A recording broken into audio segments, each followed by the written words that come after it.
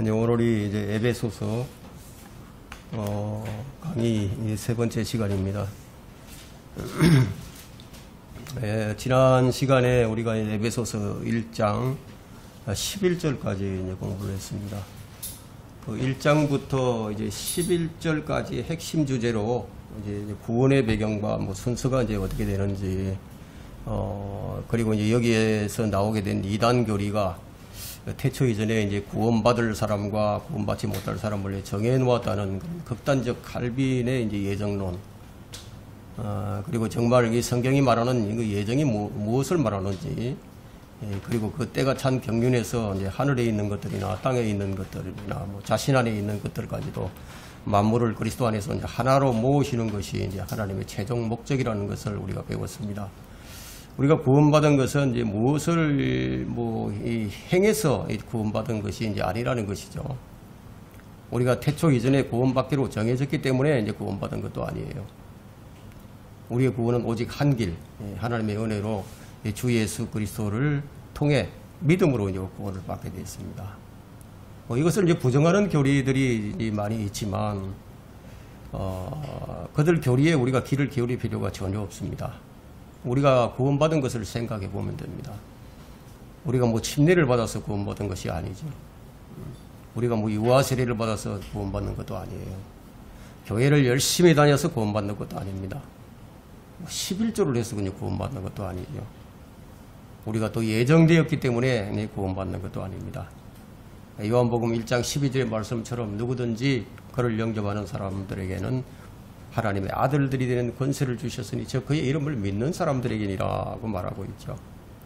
예정되고 선택된 사람이 아니라 누구든지, 모든 사람이 다 이제 구원을 받을 가능성이 있다는 것이죠. 누구든지 주의 이름을 부르는 자는 구원을 받는다. 누구든지예요. 하나님께서 이제 우리를 위해서 보내신 예수 그리스도, 그분께서 나를 위해서 피를 흘리시고 나를 위해 이제 그분이 죽으셨다. 또 나를 위해 이제 그분이 묻히셨고 나를 위해 그분이 이제 부활하셨다. 이 모든 것들이 다 나를 위한 것이었다는 것을 진심으로 믿으면 이제 구원받는 거죠. 근데 요즘은 이제 개나 소나 이제 교회 다니기만 하면 주의 이름을 부르는데, 그러면 어떤 사람이 이제 주의 이름을 부르느냐, 진짜로 주의 이름을 부르느냐는 거예요. 어떤 사람이 부를까요? 자신이 이제 구덩이에 빠졌구나, 아니면 물에 빠졌어요. 이제 건져줄 사람이 아무도 없어요. 그때 이제 예수님이 나타났습니다. 예수님이 십자가의 의미를 이제 보는 거예요. 십자가에 달린 한 강도를 한번 보세요. 그 사람은, 그 강도는, 이분만이 나를 구원해 줄 수 있구나. 십자가의 가운데 함께 달린 이 예수님이 이분만이 나를 구해 줄 수 있겠구나. 근데 그걸 알았죠. 그걸 깨달았어요. 깨달으니까 뭐라고 얘기합니까? 주여 나를 구해 주셔서, 나를 건져 주소서. 그게 이제 예수님을 신뢰하는 것이죠. 그게 바로 주의 이름을 부르는 거예요. 그때 이제 모든 사람을 위해서 죽으신 예수님께서 네가 정말 나를 원하고 있구나. 정말 네가 나를 신뢰하는구나. 그렇게 해서 이제 구원해 주시는 거예요. 바울이 이제 이 복음을 전하기 위해서 그래서 이제 부르심을 받았다. 이렇게 얘기를 하고 있는 겁니다. 여러분 로마서 이제 10장 한번 펼쳐 보세요. 로마서 10장.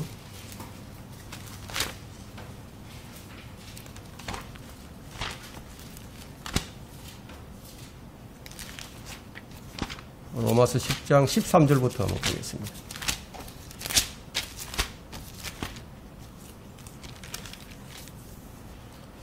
주의 이름을 부르는 자는 누구나 구원을 받으리라고 했죠.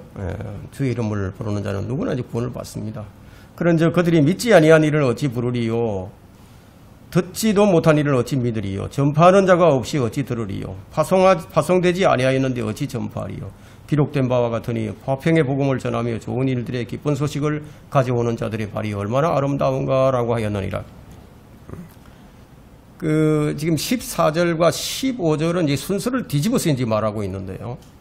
파송하지 아니하였는데 어찌 전파하리요? 파송을 안 했으면 전파할 사람이 없으니까 파송하지 아니하였는데 어찌 전파하리요? 전파하는 사람이 없다면 어떻게 복음을 들을 수가 있겠어요? 듣지도 못한 일을 어찌 믿을 수 있겠어요? 믿지 아니한 일을 어찌 부를 수 있겠어요? 그런데 이제 그래서 16절에 뭐라고 얘기하고 있죠? 16절에 보니까 그러나 그들이 모두 복음에 순종한 것은 아니니라고 얘기하고 있죠. 모두 복음에 순종한 것이 아니다. 그럼 믿음은 어디서 나옵니까? 그 다음 구절을 보니까 믿음은 들음에서 나오고 들음은 하나님의 말씀에 의한 것이라고 얘기를 하고 있죠. 그러니까 앞에서 이제 그러므로 했죠. 17절에 그러므로. 앞에서 8절에서 16절까지 복음을 설명하고 난 뒤에 믿음은 들음에서 나고 들음은 하나님의 말씀에 의해서니라. 그리고 복음에 순종해야만 믿음이 생겨난다는 거예요. 예? 뭐 앞에 뭐 장세기를 믿어서 그 복음 믿음이 생겨나는 게 아니고 복음을 순종해야만 믿음이 생겨난다는 거예요. 이 복음을 듣고 자신의 상태를 깨닫고 자 이제부터 내가 하나님만을 의지하겠습니다. 이러라는 이 반응이 나타나야 이 사람이 이제 구원을 받을 수 있는 거예요. 그래서 이제 이 13절에 보니까 이제 복음이 나오잖아요. 복음이. 예. 그 13절에 보니까 너희도 진리의 말씀하고 나오죠. 복음이 나오는데 곧 너희 구원의 복음을 듣고서 복음이 나옵니다. 구원의 복음은 뭐 성경 전체를 다 읽고 다 아는 게 아니에요. 구원의 복음은 이제 로마서 10장 9절에 나와 있죠. 네가 입으로 주 예수를 시인하고 또 하나님께서 그를 죽은 자들로부터 살리신 것을 네 마음에 믿으면 구원을 받으리라. 이는 사람이 마음으로 믿어 의에 이르고 입으로 고백하여 구원에 이르기 때문이라. 구원을 받는 방법이죠, 이게. 이 구절을 말하는 것은, 이 구절이 말하고 있는 것은 예수님, 주 예수님만이 나의 구주이십니다. 이런 이제 고백과 함께 하나님께서는 예수님을 죽은 자들로부터 일으킬 수 있는 능력이 있으신 분이라는 사실을 그 신뢰하는 그런 믿음이 있어야 한다는 거예요. 그러니까 우리가 이렇게 해서 이제 구원을 받은 것이에요. 자, 한번 보세요. 너희도 진리의 말씀 했어요. 너희도 진리의 말씀. 진리의 말씀은 궁극적인 실제에 관한 지식을 말하는 거예요. 근데 아들 안에 나타난 하나님의 계시를 말하고 있는 거죠. 이거 두 가지가 나오는데 이방인을 이 하나님의 예정 안으로 들어오게 된 것은요. 이방인들이 그 예수님을 알게 되었기 때문에 그 이제 예정 안으로 들어갈 수 있게 된 것이죠. 이것은 그 궁극적인 실제에 의한 그런 이제 지식인데 그 두 가지가 나오는 것을 볼 수 있습니다. 여기 13절에서 너희도 진리의 말씀 곧 너희 구원의 복음을 듣고서 하고 이제 진리의 말씀이 나오고 구원의 복음이 나오죠. 이 복음이라는 것은 이제 단순한 뭐 기쁜 소식, 우리가 이제 기쁜 소식이다. 복음의 뜻은 기쁜 소식이에요. 단순한 기쁜 소식만이 아니라 죄 가운데 있는 인간에 대한 하나님의 사랑과 자비와 구원에 관한 소식이기 때문에 바로 이 두 가지 진리의 말씀과 곧 너희 구원의 복음을 듣고서 그 다음에 뭐가 나옵니까? 신뢰한다는 거죠. 듣고서 했는데 듣지 않고서는 복음에 관한 지식을 결국 얻을 수가 없죠. 들어야 된다 이거예요. 그리고 난 다음에 이제 그분을 신뢰하는 겁니다. 이렇게 이제 우리가 이제 구원받은 우리들이 이제 어떻게 해야 하는가? 이제 바울이 그것을 설명을 하기 시작합니다. 12절 보세요. 1장 12절에 이는 먼저 그리스도를 믿었던 우리로 그의 영광을 찬양케 하려 하심이라. 먼저 그리스도를 믿었던 우리로 그의 영광을 찬양케 하심이라. 먼저 믿었던 우리로 그의 영광을 찬양케 한다. 이 말씀은 어떤 의미가 있느냐 한번 생각해 봅시다. 요한복음 5장 40절과 41절을 한번 보세요. 요한복음 5장 40절과 41절에는 좀 특이한 말씀이 있는데 나는 사람들로부터 영광을 받지 않는다는 이게 말씀이 있어요. 내게 생명을 얻으려고 너희는 내게 생명을 얻으려고 내게 오기를 원치 아니하는도다. 이렇게 말씀하신 다음에 나는 사람들로부터 영광을 받지 않는다. 자, 이 구절을 볼 때 왜 여기서 먼저 믿었던 우리라고 말하는지를 그 이유를 알 수가 있는 겁니다. 먼저 믿었던 우리로 그분을 찬양한다는 게 아무나 찬양하는 게 아니다는 거예요. 주님께서는 모든 사람에게서 이제 영광을 받으셔야 하는 것은 이제 마땅하죠. 그분은 마땅히 찬양을 받으셔야 하지만 그러나 그분은 아무에게나 영광을 받지 않으신다는 거예요. 이 구절을 보면 생명을 얻으려고 내게 오기를 원치 않는 자들에게는 영광을 안 받으신다는 거예요. 그래서 나는 사람들로부터 영광을 받지 아니하노니라. 그걸 지금 말하고 있습니다. 그러니까 지금 믿는 자들에게만 영광을 받으신다. 내게로 와서 생명을 원치 않는 얻지 않는 자들에게는 영광을 안 받으시겠다. 그러니까 구원받지 못한 자들이 교회로 와서 경배를 드려봐야 아무런 소용이 없다는 거예요. 자, 하나님께서는 영과 진리로 경배드리는 참된 경배자를 찾으시지 모든 사람으로부터 경배를 안 받으신다는 거예요. 그러니까 주일마다 사람들이 모여서 구원받지도 못한 사람들이 예배를 드리고 있다면 뭐 얼마나 헛된 경배가 많을지 한번 상상을 해보라는 거예요. 성경을 오해하고 하나님을 오해하는 자들이 이렇게 많다는 겁니다. 사도행전 17장을 한번 보세요. 사도행전 17장.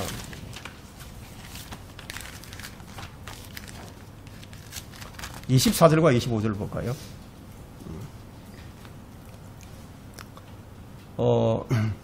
세상과 그 안에 있는 만물을 지으신 하나님은 하늘과 땅에 주시니 그분은 사람의 손으로 만든 성전들에는 계시지 아니하시며 또한 무슨 필요한 것이 있는 것처럼 사람의 손으로 섬김을 받아야 되는 것도 아니시니 이는 그분이 만민에게 생명과 호흡과 만물을 주심이라고 하고 있죠. 자, 이 구절에서 이 성경은 말하기를 사람들의 손으로 만든 성전들에는 하나님께서 이제 안 계신다고 하시는데도 그런데 뭐 일부 교회에서 성전 건축을 한다면서 돈을 걷는다.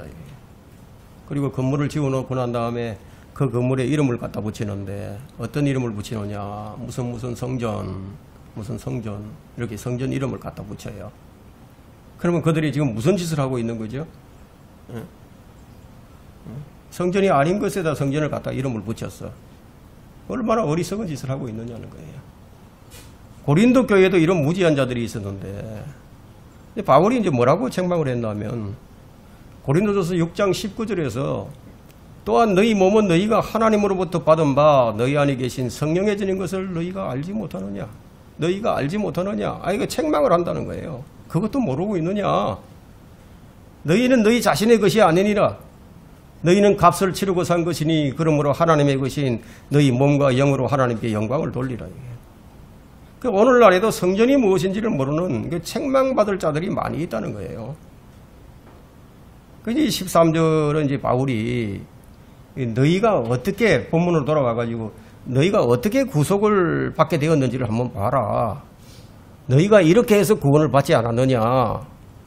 그들이 어떻게 구원을 받았는지를 그걸 상기시켜 주죠.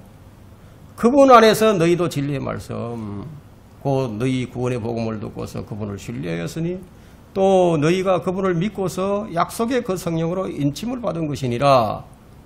여기서 가장 강조되는 게 처음에 강조되는 게 뭐예요? 그분 안에서죠. 그분 안에서. 그분 안에서가 예수 그리스도 안에서. 그러니까 예수 그리스도가 아니면 아무것도 안 된다는 거예요. 이 점이 중요하죠. 너희가 구원의 복음을 듣고서 그분을 신뢰하였더니 이 말은 그분을 믿었더니 그분께서 하시는 일이 뭐 어떻게 하셨느냐? 성령으로 봉인을 하셨어. 성령으로 인을 쳐주셨다 이거예요. 믿기 전에가 아니라 믿었더니 그렇게 해주셨다는 거예요. 주님께서 약속하신 그 성령께서 인을 쳐주셨다는 거예요. 인을 쳐주셨다. 그분 안에서 진리의 말씀이에요. 아까도 말씀드렸다시피 이 진리의 말씀이 무엇이에요? 그게 그리스도의 복음이죠. 성경 전체를 말하는 게 아니에요. 그 구원의 복음을 고린도전서 15장 2절로부터 4절에는 이렇게 제시를 합니다. 만일 너희가 내가 전한 복음을 굳게 잡고 헛되이 믿지 아니하였다면, 참 중요한 구절입니다. 사람들이 믿기는 믿는데 헛되이 믿을 수 있다는 얘기죠. 복음을 통하여 너희도 구원을 받은 것이라. 내가 받은 것을 먼저 너에게 전달하여 나니 이는 성경대로 그리스도께서 우리의 죄들로 인하여 죽으시고 장사되셨다가 성경대로 셋째 날에 다시 살아나셨어. 그럼 여러분 복음을 굳게 붙잡는다는 게 뭐예요? 복음을 굳게 붙잡는다. 예수님 그분이 구약에 기록된 하나님의 아들인데 근데 그분이 내 죄를 대신해서 죽으셨다는 거예요. 그럼 근데 그 죽으신 것으로 끝이 나면 안 되는 겁니다. 성경에 기록된 대로 죽으시고 그 다음에 묻히셨어요. 이게 다 성경에 죽으실 것과 묻히실 것이 다 기록이 되어 있다는 거예요. 그리고 성경대로 그분을 셋째 날에 다시 일으키셨어. 하나님께서 그분을 다시 살렸다. 기록된 대로. 역시 그것 역시 성경에 기록된 대로 그렇게 하셨다는 거예요. 그러니까 여기서 말하는 예수는 구약 성경과 일치하는 예수님이라야 된다. 그 예수님을 믿어야 된다는 거예요. 근데 그렇게 일으키신 예수님을 하나님께서는 다시 살리셔서 부활의 첫 열매들이 되게 해주셨어요. 부활의 첫 열매들. 그럼 부활의 첫 열매들 이것이 무엇을 의미하느냐 하면 뭐 이 부분에 관해서는 이제 제가 자주 설명을 하기 때문에 뭐 크게 이제 부연 설명을 하지 않고 그냥 넘어가겠습니다. 하나님께서 그리스도를 통해서 많은 열매를 거두신다는 거예요. 예수님 한 사람만을 놓고 보면은 부활의 첫 열매지만 부활의 때에 예수님의 부활 때에 그분과 함께 이렇게 부활한 사람들이 있었기 때문에 그래서 예수님을 부활의 첫 열매들이다. 그럼 우리는 지금 그 부활의 첫 열매에 속한 자들이 되어 있는 거예요. 아직 우리가 부활을 안 했잖아요. 영적인 몸을 못 입었어. 그러니까 이제 속해 있는 거예요. 열매들이 속해 있다는 거예요. 그래서 이것은 예수님처럼 부활할 사람들이 많이 생긴다는 것을 보여주시기 위해서 하나님께서 예수님을 죽은 자들로부터 부활의 첫 열매들이 되게 하신 거예요. 그래서 이런 구원의 복음을 듣고서 이것이 참이었구나. 이게 정말이구나. 그걸 깨닫고 이게 사실이었구나. 이게 팩트구나. 그냥 그분을 신뢰하고 그분을 믿으면 그 하나님께서 이제 이렇게 해주신다. 그것을 지금 본문 13절과 14절에서 지금 바울이 이제 말을 하고 있는 거예요. 이는 값주고 사신 14절에 그 소유를 구속하기까지 우리의 유업의 보정이 되사 그의 영광을 찬양케 가능하심이라고 하고 있죠. 영광을 찬양케 하신다. 그 복음을 듣고 신뢰하고 믿어야 약속의 성령으로 인침을 받게 됩니다. 그걸 이제 말하는 거예요. 성령의 인침을 받았다는 것은 이제 무엇과도 같으냐면요. 저 병이 있죠, 병. 이 병에다 물을 담아야 돼요. 그 물을 닫고 뚜껑을 안 닫으면 어떻게 됩니까? 다 쏟아지잖아요. 그래서 뚜껑을 딱 닫아버린다, 이거예요. 그래서 물이 새어나가지 않도록 그렇게 이제 딱 봉해버렸다. 그게 인침을 받는 것이다 하는 거예요. 어떻게 이제 물건을 여러분들이 이제 어디 택배로 보내기 위해서 포장을 하잖아요. 포장을 해서 빠져나가지 못하도록 다 봉하죠. 뭐 그런 의미에서 이제 그 성령의 인침을 받는다 이런 뜻으로 이제 생각을 하시면 됩니다. 하나님께서 우리 믿는 사람들을 그렇게 성령으로 인을 치셨다는 거예요. 언제까지 그렇게 하셨느냐? 이거 14절 보니까 이는 값주고 사신 그 소유를 구속하기까지 인을 치신다는 거예요. 이것은 이제 무엇을 말하느냐 하면은 다시 구원을 잃어버리고 지옥으로 갈 일이 없다는 것을 보증하는 말씀이라는 거예요. 다시 지옥으로 못 간다. 이제 갈 수가 없다. 그 어떤 자들에게 그렇게 하시느냐? 이 복음을 헛되이 믿지 않은 자들을 그렇게 하신다는 거예요. 그래서 고린도전서 15장 2절에서 만일 너희가 내가 전한 복음을 굳게 잡고 헛되이 믿지 아니하였다면 여기서 만일이라고 이제 가정법을 썼는데 이건 뭘 의미하느냐면 진짜로 믿는 사람들이 별로 많지 않다는 거예요. 그러니까 복음의 의미도 잘 모르고 앞서 말한 대로 나는 예정된 사람이라서 나는 구원받았다. 나는 이 교회를 다니고 있으니까 나는 구원받았다. 뭐 그런 사람들의 믿음은 모두 헛된 믿음이라는 거예요. 그러면 그 사람의 구원이 가짜라는 거죠. 복음을 굳게 붙잡지 못했어요.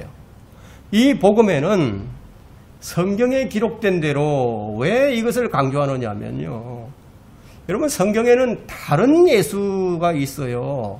다른 예수를 전하는 사람들이 있다고 그렇게 그걸 경고를 하고 있기 때문에, 예? 어떤 예수를 믿느냐, 이게 중요한 거죠. 그래서 고린도후서 11장 4절에는 그 말씀이 있어요. 만일 누가 와서 우리가 전파하지 아니한 또 다른 예수를 전파하거나 너희가 받아들이지 아니한 또 다른 영을 받거나, 예? 너희가 영접하지 아니한 또 다른 복음을 전파하면 너희가 그를 잘 용납하는구나. 그렇게 그걸 용납하는 사람들이 많이 있는 거예요. 다른 예수를 받아들이고 다른 영을 받아들이고 다른 복음을 받아들여서 그것이 참이라고 생각하고 달려가는 사람들이 이제 많이 있다는 겁니다. 그래서 여기서 그 성경대로 성경에 기록된 예수님을 믿어야지, 성경이 말하고 있는 그런 예수님이 아니라면 다른 예수가 되어버리기 때문에 그건 이제 다른 복음을 이제 믿는 거죠. 성경대로라는 표현을 그래서 여기 쓴 거예요. 이게 매우 중요합니다. 이건 우리 영원히 이제 달려있는 문제이기 때문이에요. 성경대로란, 다시 한번 말씀드리면은 구약 성경에 기록된 예수님에 대한 계시예요. 즉 구약 성경이 말하는 예수님이라야 한다는 거예요. 그래서 성경대로라는 표현을 쓴 거예요. 구약에는 예수님이 오실 것과 예수님이 어디에서 태어날 것이고 어디에서 죽으실 것인지 뭐 다 예언이 되어 있는 거예요. 가짜들이 워낙 많이 있다 보니까 이걸 기록해 놓지 않았으면 뭐 진짜가 누군지 가짜가 누군지 이거 알 수가 없는 거예요. 그래서 기록이 되어 있다는 거예요. 그게 바울이 가정법을 사용해 가지고 만일 너희가 내가 전한 복음을 굳게 잡고 헛되이 믿지 아니하였다면 너희도 복음을 통하여 구원을 받은 것이라. 그래서 이렇게 말을 하고 있는 겁니다. 그분을 믿되 어떻게 믿어야 된다? 성경이 말하는 그분이라야 된다. 그분을 믿는다는 게 뭐냐? 예수 그리스도를 자신의 개인의 구주로 신뢰한다는 거예요. 그게 영접한다는 뜻이에요. 이러한 일을 할 때 하나님께서 그 죄인에게 영적인 할례를 행하시고 성령으로 인을 쳐주신다는 거예요. 영적인 할례가 뭐냐? 그건 이제 골로새서 2장 11절과 12절에 나와 있습니다. 골로새서 2장 11절과 12절. 또한 너희가 그의 안에서 손으로 하지 아니한 할례를 받았으니 곧 그리스도의 할례로 육신의 죄들의 몸을 벗어버린 것이라. 이게 할례가 뭐냐? 육신의 죄들의 몸을 벗어버린 것이 할례다. 그걸 그리스도의 할례라고 부른다. 그러니까 이 할례를 받음으로 인해서 어떻게 되느냐? 죄들의 몸을 벗어버리는데, 그럼 어떻게 해서 죄들의 몸을 벗어버리게 되느냐 하면은 12절에 보니까 너희가 침례로 그와 함께 장사되었고 예수님과 함께 장사되었고 또 하나님께서 그를 죽은 자들로부터 살리신 것을 믿음으로 말미암아 너희도 그와 함께 살아났느니라. 그걸 믿으면 우리도 살아났다는 거예요. 이건 이 물침례를 얘기하는 게 아니에요. 이걸 가지고 이제 물침례라고 얘기하는 사람들이 있는데 물침례가 아니고 성령 침례를 말하는 거예요. 밥티죠. 완전히 잠기는 거예요, 물속에. 이제 성령 침례가 뭐냐? 완전히 성령에 잠기는 거예요. 그것이 이제 성령 침례입니다. 그러니까 성령 안에 완전히 들어가는 것. 완전히 들어가는 것. 그게 성령 침례라는 거예요. 고린도전서 12장 12절 한번 보세요. 고린도전서 12장 12절. 12장 12절에는 몸은 하나인데 많은 지체가 있고 그리스도의 몸은 하나인데 근데 많은 지체들이 있어요. 근데 한 몸에는 아무리 지체가 많아도 모두 한 몸인 것처럼 그리스도께서도 그러하시느니라. 근데 유대인이나 이방인이나 종이나 자유인이나 뭐 어떤 사람이 되었든지 간에 한 성령에 의하여 우리 모두가 한 몸 안으로 침례를 받았으며 또 모두가 한 성령 안으로 마시게 되었느니라 하고 고린도전서 12장 12절과 13절에 말씀하고 있죠. 그러니까 우리가 구원받았다, 우리가 구속받았다, 우리가 성령 침례받았다, 거듭났다, 이건 모두 같은 말이에요. 같은 말. 예? 우리가 어떤 신분을 가지고 있든지 간에 복음을 듣고 그분을 신뢰해서 그분을 믿고 한 성령에 의하여 한 몸으로 들어왔다는 거예요. 한 몸이 뭐예요? 예수 그리스도예요. 예수 그리스도. 예수 그리스도의 몸은, 예수 그리스도는 몸의 머리가 되시는 거예요. 몸의 머리. 교회의 머리가 되신다. 그 몸이 교회라는 거예요. 구원받은 자들이 그리스도의 몸을 형성하고 있는 것이죠. 구원받은 자들의 무리에 우리가 지금 속하게 되어 있는 거예요. 속하게 되었다는 거죠. 이렇게 된 것을 우리는 이제 구원받았다. 이렇게 얘기하는 거예요. 구속받았다. 거듭났다. 중생했다. 영생을 얻었다. 성령으로 침례를 받았다. 하나님의 자녀가 되었다. 하나님의 아들들이 되었다. 뭐 여러 가지 말로 이제 표현을 할 수 있는 겁니다. 근데 이건 일생에 한 번 일어나는 일이지 뭐 몇 번 거듭 일어나는 일이 아니에요. 성령 침례를 계속 받는다는 거 아니라는 거예요. 계속해서 해야 될 일이 뭐냐? 성령 충만한 상태.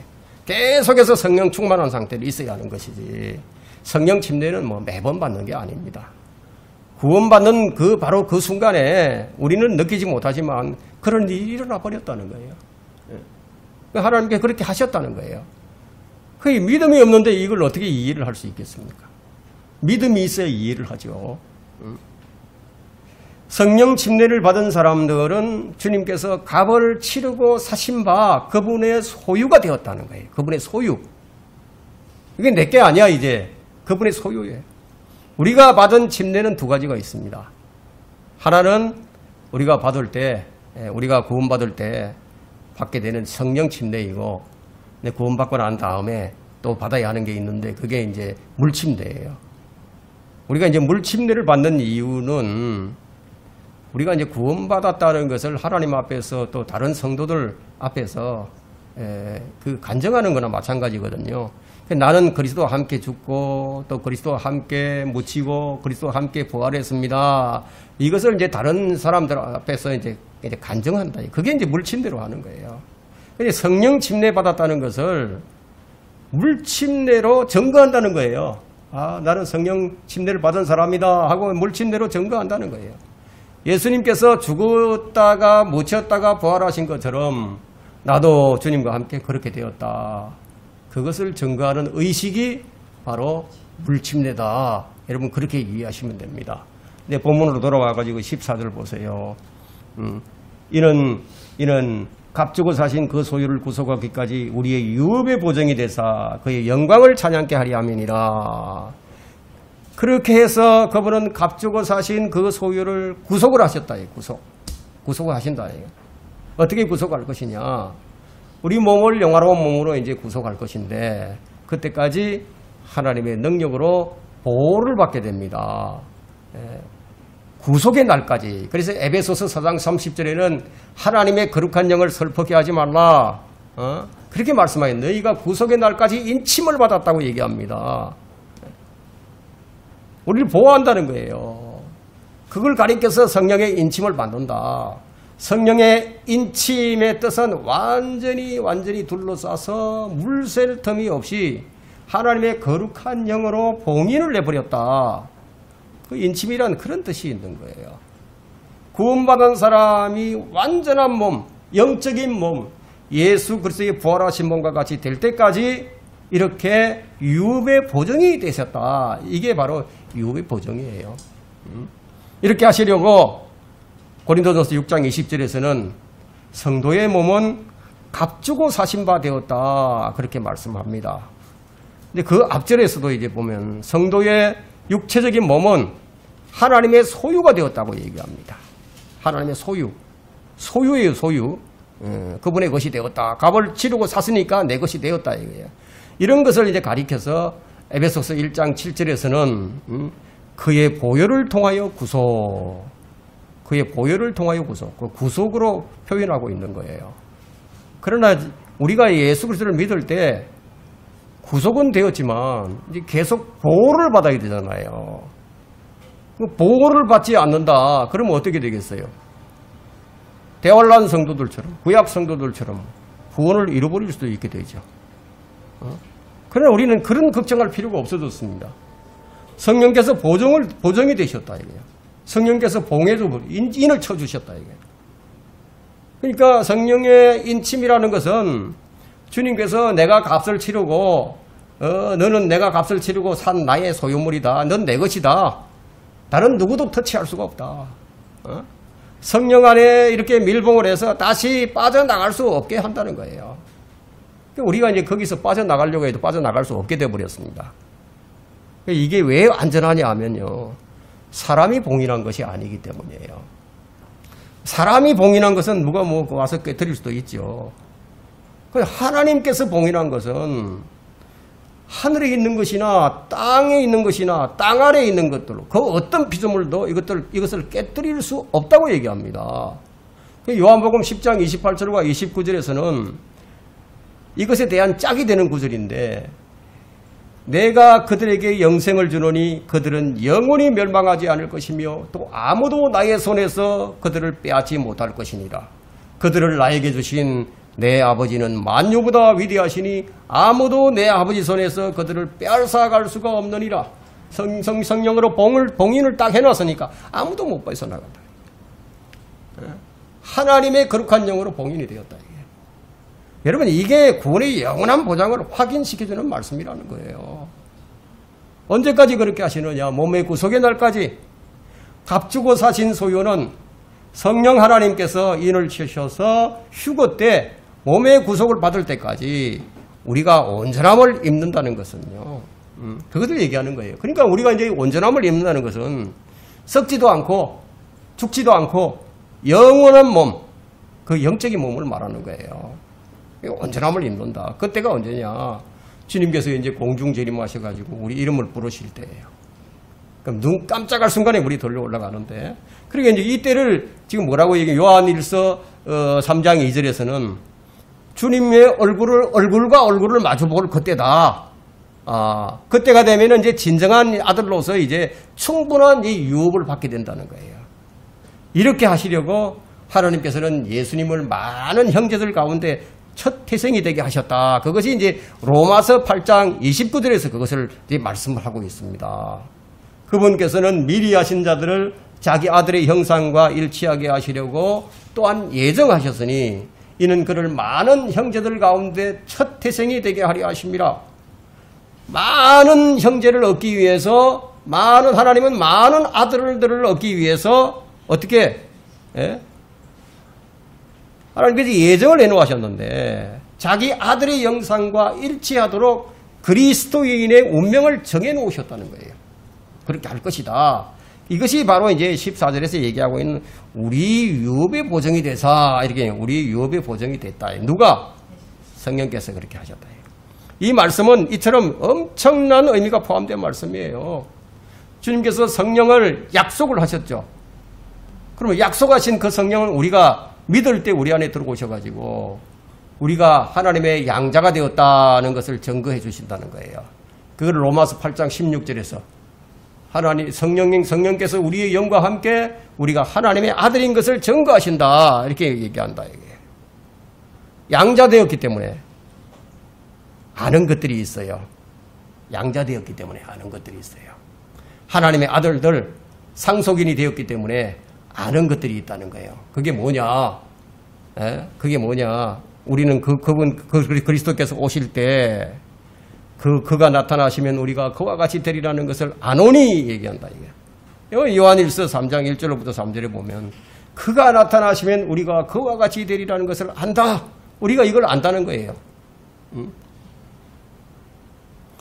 이는 우리가 그분 그대로 그분을 볼 것이기 때문이다. 지금까지 우리가 성경 일부만을 살펴보았지만 이것으로도 우리가 하나님의 진정한 아들로서 주어지는 그런 충분한 그 풍성한 유업을 받을 것을 확신할 수가 있죠. 그럼 이 유업의 일부는 우리의 몸이 유업이 이제 많은데 그 일부가 있어요. 그 일부 중에 우리 몸이 영적인 몸을 입는 것, 이것도 유업의 일부예요. 예수 그리스도의 부활하신 몸으로 썩지 않고 다시는 죽지 않을 몸. 여기서 좀 주의해야 할 일이 생기는데 몸의 구속과 혼의 구속, 이 두 가지를 이제 분명하게 알아야 됩니다. 몸의 구속과 혼의 구속. 몸의 구속은 이제 우리 주님께서 우리를 부르실 그날이고, 예, 그날이 이제 교회가 휴거되는 그날이죠. 네. 근데 혼의 구속은 이미 이루어졌어요. 우리가 믿을 때 우리 혼은 이미 이제 구속이 돼버렸어요. 영적 수술을 통해서 이 죄들의 몸을 완전히 이제 벗어나게 만들어버린 거예요. 그래서 혼이 우리가 구속을 받았어.